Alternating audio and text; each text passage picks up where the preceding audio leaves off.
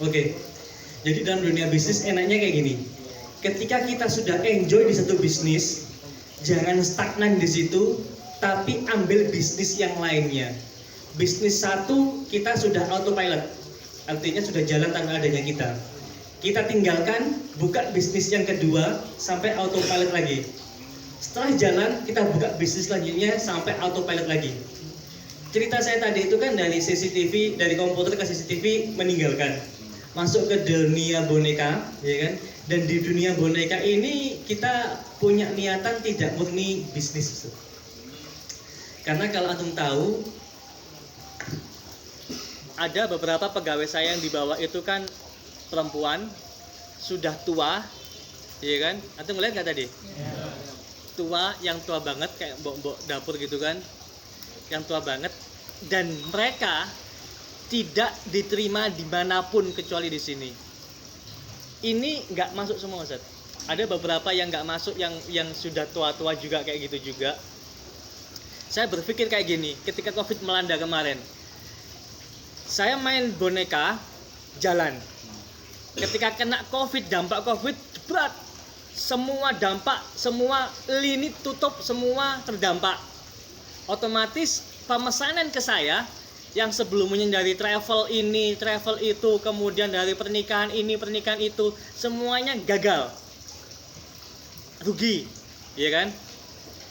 Dari situ saya punya bisnis yang lain, apa? Puter pelung. Logika, boneka saya lepaskan, saya main di puter pelung, saya makan enggak? Makan, saya dapat uang banyak. Ketika COVID melanda, dunia primer, beras primer itu apa ya? Baju ini kan primer, sandang pangan pokok itu menurun, tapi hobi tidak menurun. Kenapa saya bilang kayak gitu? Ketika kita dibatasi, kita nggak boleh ke sana, kita nggak boleh ke sini. Ingat satu hal, di sana ada orang kaya yang bosan dengan kehidupannya. Sekali lagi saya katakan, ketika kita dibatasi dengan COVID, ketika kita dibatasi dengan adanya aturan PPKM, salah satu sisi ada orang kelaparan, tapi satu sisi yang harus kita ingat, mereka di sana bingung mau ngapain dengan banyaknya uang yang mereka punya. Bosen, akhirnya larinya kemana? Ke hobi. Ada pengusaha, orang punya pabrik sosis, Ustaz, Sidoarjo. Dari Sidoarjo datang ke sini, sampai di pagar situ, saya duduk di bawah. Sampai di pagar situ, dia langsung teriak, "Sampai Samsul ya?" "Iya Pak." "Wes, pokoknya carikan aku burung sekarang juga. Saya bosen Mas." Deal 3 juta saat itu. Artinya apa? Mereka bosen, mereka punya uang, dan kita sebagai orang yang membudidayakan hobi, kita menjual sama mereka dalam bentuk kesenangan mereka. Paham ya?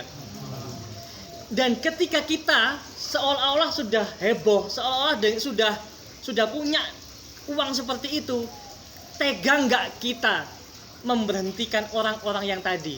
Padahal mereka kesehariannya, makannya dari situ. Orang-orang, oke lah, pemerintah bilang ada BLT, ada ini, tapi cair enggak? Mungkin di Gunung Kidul, mungkin di tempat-tempat yang katanya banyak orang miskin, mungkin cair, mungkin dapat. Tapi di sini, ketika antum datang dari sana sampai sini, ada nggak rumah yang masih gedek, rumah yang masih bambu, rumah yang masih kayu? Nggak ada, semuanya batu bata semuanya, iya kan? Dan mereka ngelihat seperti itu, pemerintah ngelihatnya, mereka pasti makan, mereka pasti sudah enak. Kenyataannya, ceritanya, mereka beli beras pun sudah syukur, sudah alhamdulillah. Sayur dapat dari mana? Cari di sungai-sungai. Demi Allah saya katakan, mereka cari di sungai. Mereka punya beras, dimasak lauknya, mereka cari di sungai. Nggak percaya saya tanya sama mereka. COVID melanda, luar biasa Ustaz. Kondisi seperti itu, kita yang punya uang yang sudah berlebihan, mau nggak, rela nggak kira-kira memecat mereka? Itu kuncinya. Paham ya?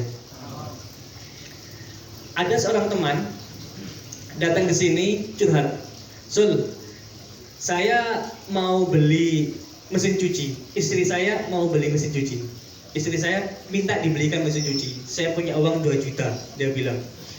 Kemudian dia konsultasi sama saya, enaknya piye, Sul? Karena ini ada tetangga saya yang mau atau pingin menjadi kayak tukang cuci, Sul. Jadi tukang cuci. Tetangga saya ini nggak mampu, dia mau jadi tukang cuci di rumah saya. Enaknya gimana, Sul? Saya beli mesin cuci atau saya mempekerjakan dia?